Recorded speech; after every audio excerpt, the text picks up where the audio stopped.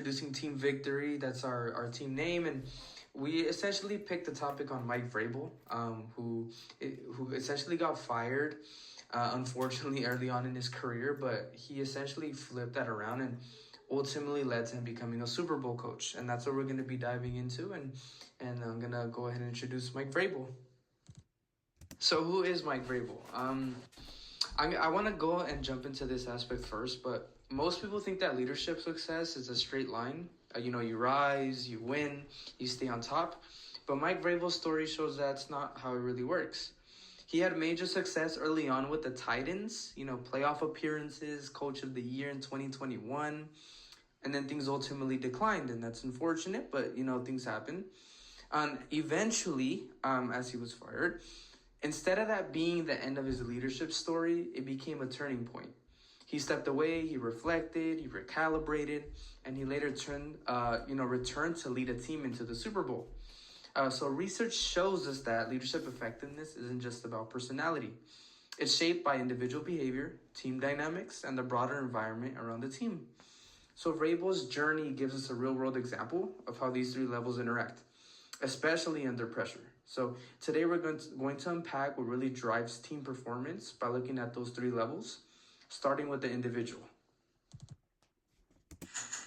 Vrabel was not afraid to make difficult team player changes, as he replaced half of the team. Therefore, this showed confidence.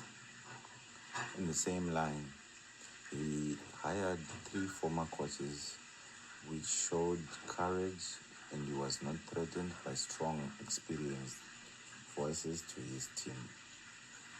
To add on to that, Vrabel possessed the ability to adapt and learn as he transitioned from player to head coach.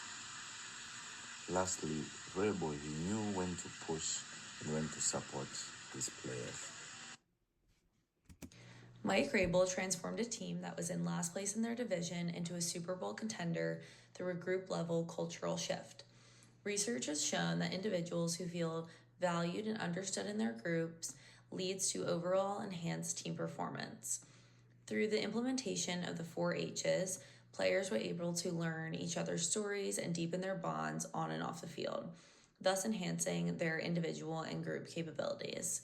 With that being said, team synergy can lead to groupthink, which values agreement over critical thinking. This often results in poor team performance, but Vrabel was able to avoid this by setting high standards for individual and group accountability.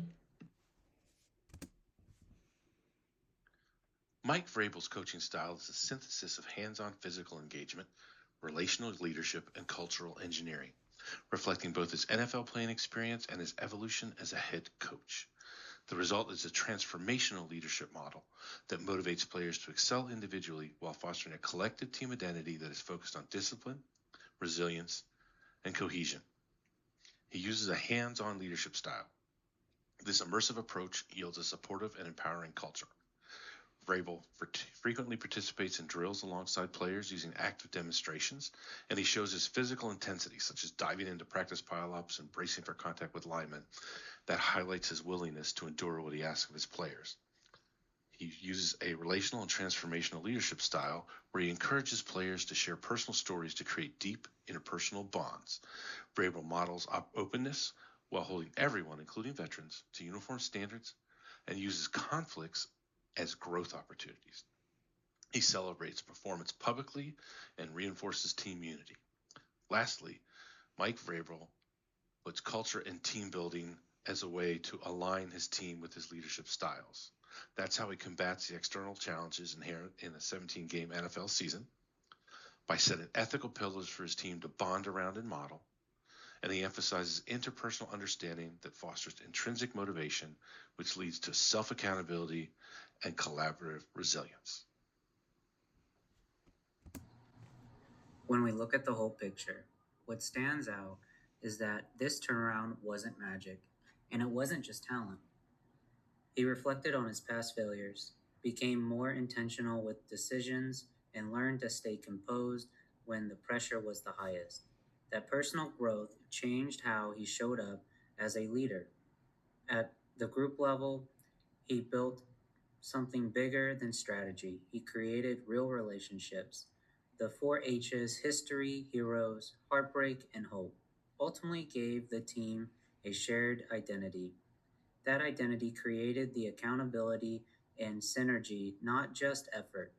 And environmentally, he built a culture that could survive the reality of a 17-game season, injuries, travel, and media pressure by promoting open communication and participatory leadership.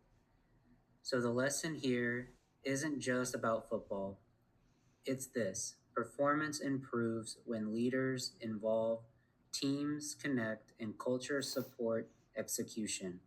When those three align, outcomes change.